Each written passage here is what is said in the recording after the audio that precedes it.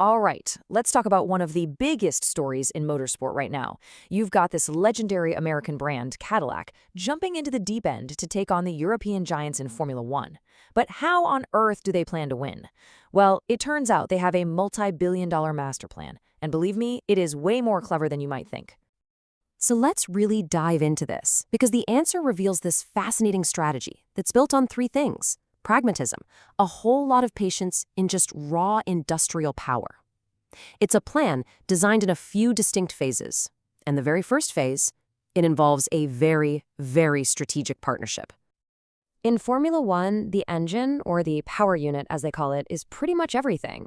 And with Cadillac's own custom-built engine still years away, they had a massive problem. Their solution? A very clever marriage of convenience with a team that's going to be one of their biggest rivals.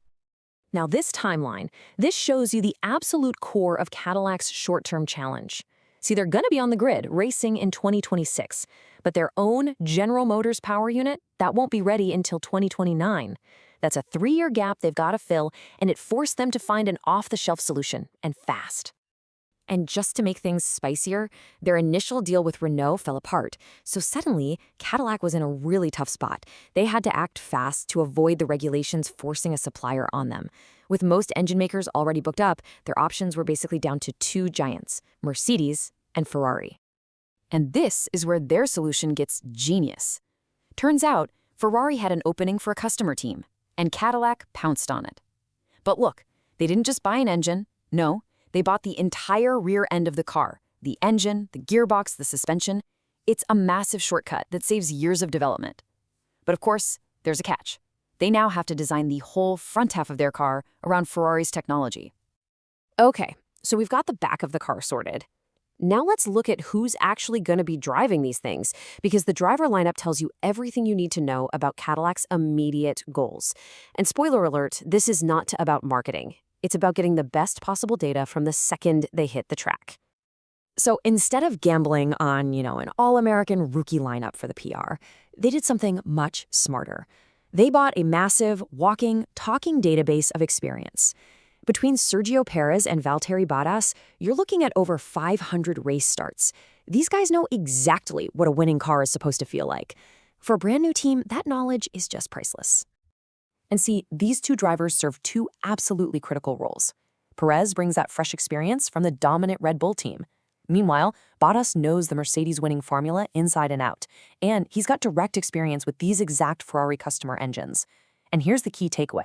If the car is slow, the team will know it's the car, not the drivers. That kind of clarity is invaluable.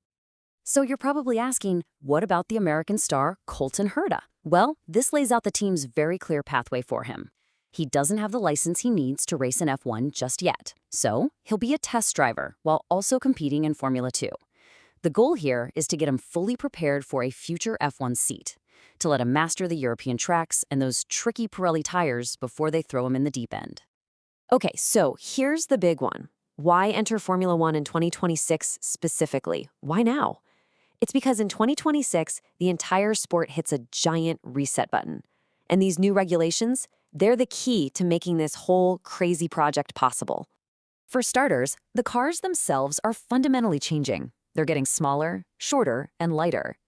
This whole nimble car concept means that all those years of data that teams like Red Bull and Mercedes have collected on the current cars, it becomes way less relevant.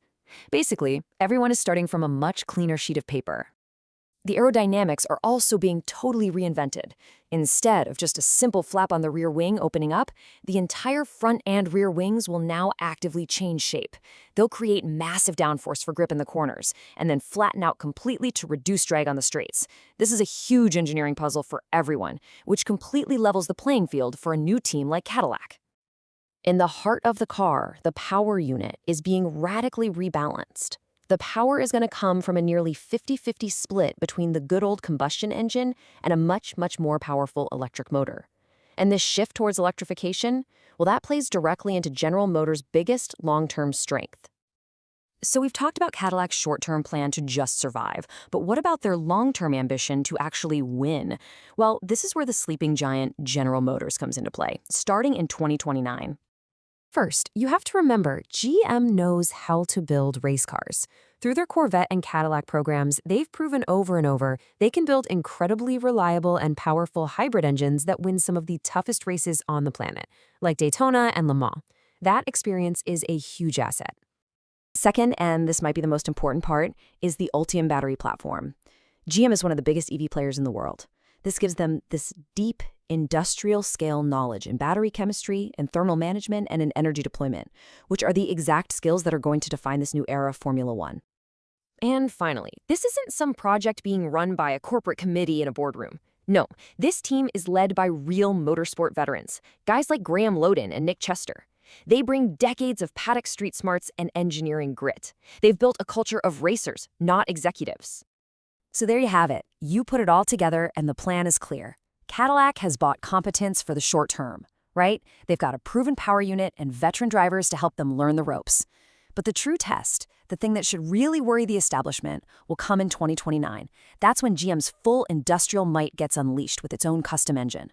The plan is in place, but the question remains, can the team of the Americas truly conquer the world's most demanding sport?